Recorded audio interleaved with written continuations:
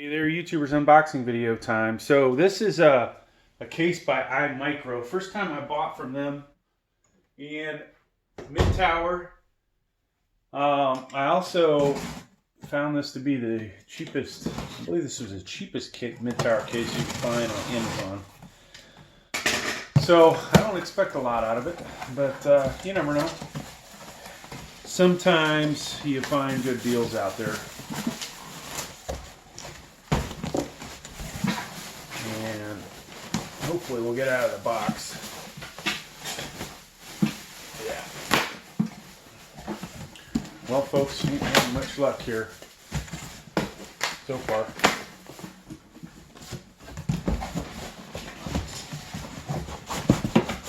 And there we go.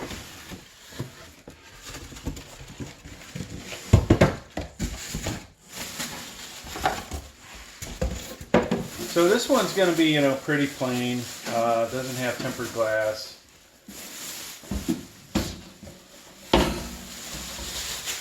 All right. And well, for a second I thought it had a busted leg on it. All right. So we'll just go over this real quick. Front side, cut out for CD, DVD, USB 2.0. One of these is a mic, headphone, USB 3.0, LEDs for the power and HDD, a reset switch, and power button. And luckily I did not knock over the camera mount there. So to take the front off, you'll flip it over, and I'm just so I can show you. You're going to grab your hands in that hole there. I made a ton of these videos just doing that a little bit. Interesting. So let's take a look at this one. Drop the camera. Smooth. So very little venting in the front. There's a couple holes here and there.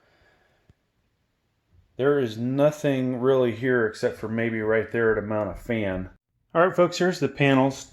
You can see there's a bit of a cavity in this one. This will be on the right-hand side. And then on the left-hand side, you've got this one that has acrylic on it. Normally, I don't spend a lot of time, going over these, but I figured, hey, I'll add this.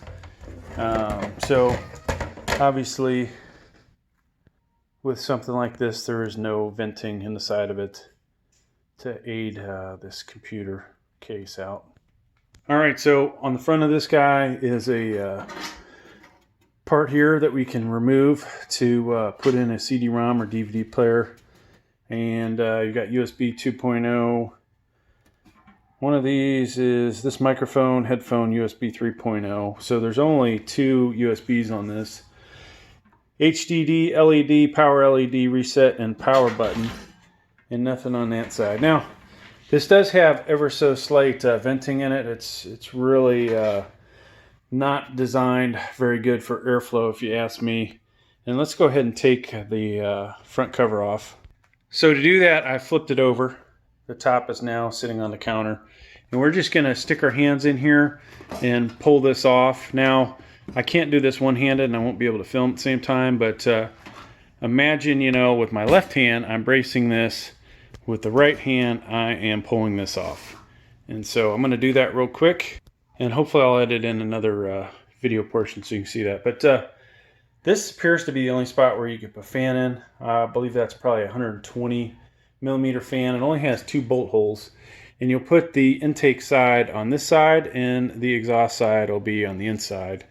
The fan itself will be on the other side of this structure here. Okay, so there is some venting in here. You can just barely see it, not the best.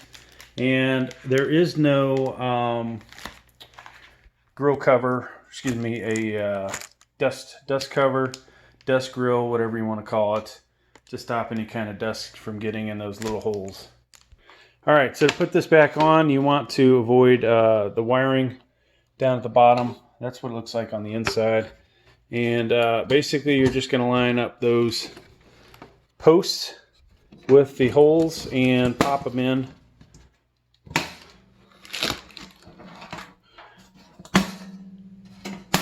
and boom, it's in. All right, this is the right-hand side. You can see a cutout here to access a plate for a CPU cooler. You've got some cutouts for places to run wires. I don't see any hooks to for your cables, so you know, I would definitely say that as a negative with this case.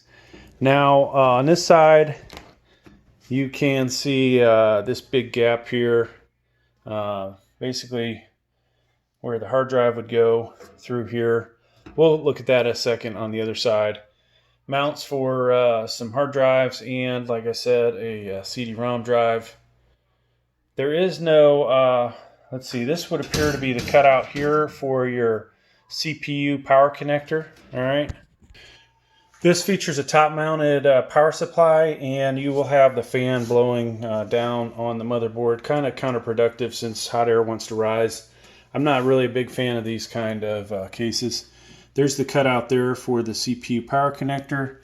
And a lot of this other stuff either will have to go under the motherboard, especially down here. It's the only way you're going to be able to run this stuff.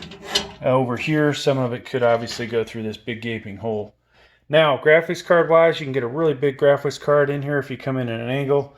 Otherwise, if you only wanted to come straight down, this is about 9.5 inches, I think, across here. So we'll fit probably at least a 10.5 to maybe a 12-inch card.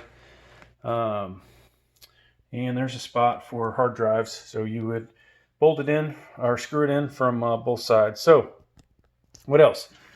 Backside, here's a 80mm fan in here. You can see it from that angle. And this would be obviously where the I/O shield would go.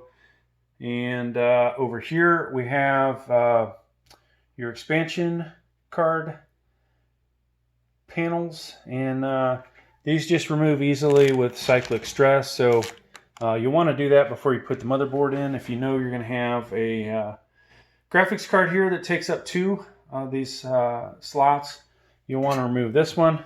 So real quick, so to do this, metal fatigue, basically, you're going to go back and forth, cyclic stress, and boom, it's off. Okay, so I know I'm going to put a graphics card in there that takes up two slots. Now, that's really about all there is to this case. Really basic, nothing spectacular about it. You can see right there that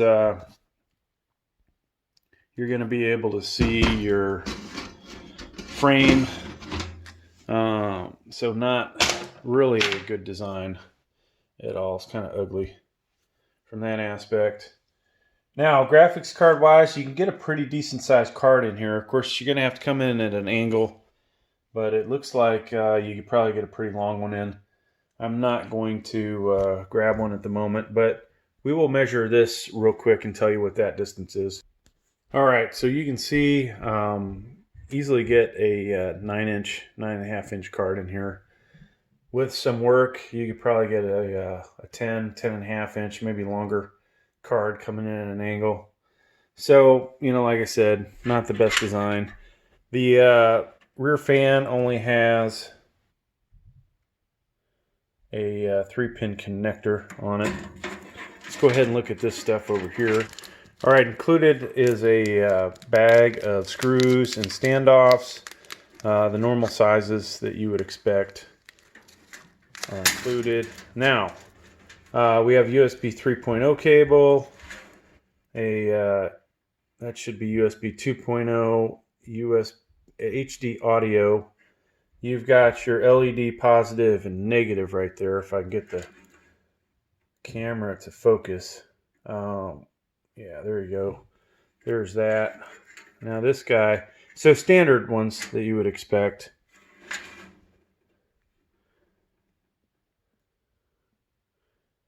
That is the power switch.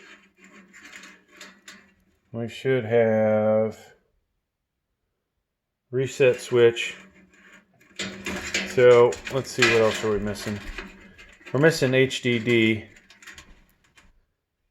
There's your HDD, positive, negative. And I think we got everything. Yeah.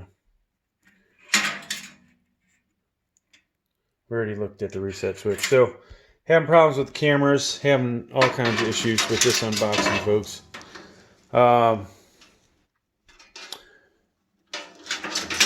Now, it does include a cutout for the ability to put a CPU cooler in after the fact. So if you start with a cheap Intel fan, you won't have to completely disassemble this. It is plumbed, it would appear, for ITX, and I would imagine micro ATX and ATX as well. So you get all those.